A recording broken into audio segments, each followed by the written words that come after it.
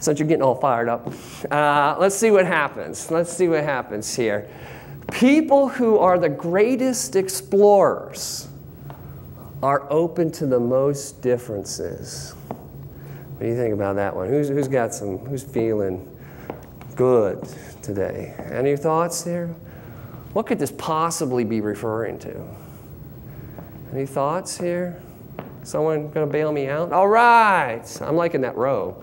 Go ahead. Your adaptability, be able to make changes to what you're comfortable with. Yeah, your adaptability. How open are you going to be to new ideas and new thoughts? One of the things someone's going to be talking about the Roman religion. One of the things that was cool about the Romans is like, if you had a god, they'd say, okay, bring them on in. You know, we got plenty of gods. Well, what's one more? And this made the Roman Empire, very, very inclusive. Right? Think about Marco Polo. Imagine here you are, or St. Francis of Assisi, right? Here you are, you're walking, you're into waters of you've never seen before. You're the Westerners going to China and walking through these places. Imagine, or you can imagine Lewis and Clark walking west. And how are you not going to get killed? Why aren't they going to say, oh, there's a European, let's shoot the European or kill? You have got to be open and ready for everything and have a certain sense of peace and the ability to accept, adapt to the circumstances. I think an artist needs the same exact mentality, right?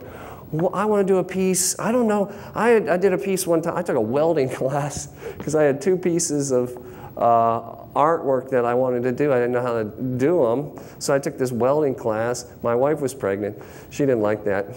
She was like, you're coming home with all kinds of iron and stuff all over you. But anyway, sometimes you're going to have to take some, classes or do something that you're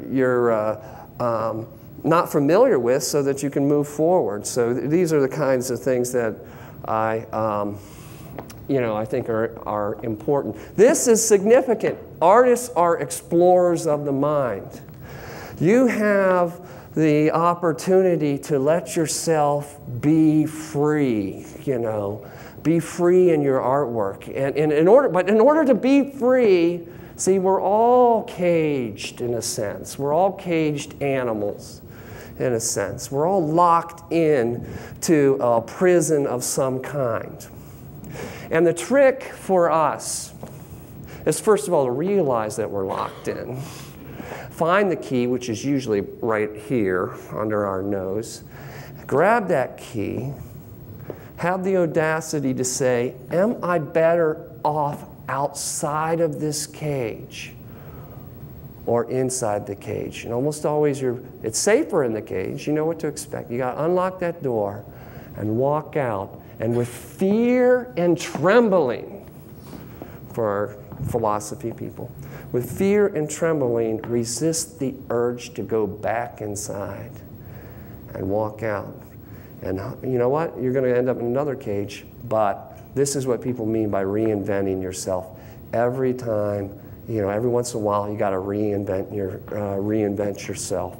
So that's what the explorer is doing. The explorer is the person who's able to say, all right, I've done that. Now where do I go next? And you can only go somewhere next with some anxiety. With some anxiety. So psychology and art are intertwined in a sense.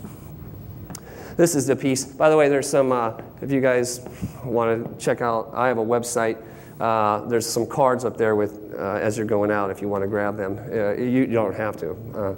But anyway, here's another kind of piece that I learned all kinds of stuff by making this thing. So I'm like, oh, I'm going to make this guy. And, so I bought some material. But guess what? I had to learn how to solder.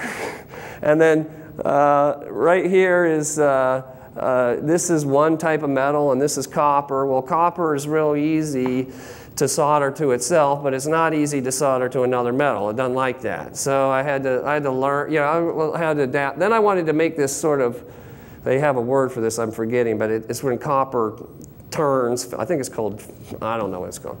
So I'm trying to make this thing rust, and I had to try to make it rust. So I on the internet trying to find this stuff that'll make copper do whatever that's called. Patina, I think, is what it's called. And so you know, you'll learn, you know, you discover, how can I do this? Well, you can do that. There's like this concoction. You had to make it. It was like, I don't remember. I was about ready to make it, then I found someone who sold it. Woo! You know, but that's the sort of thing. If I want this thing to turn out the way I want it to turn out, then I might have to start being like a chemist too. I might have to start slapping together vinegar and all kinds of wild stuff. And that's just part of it. Okay.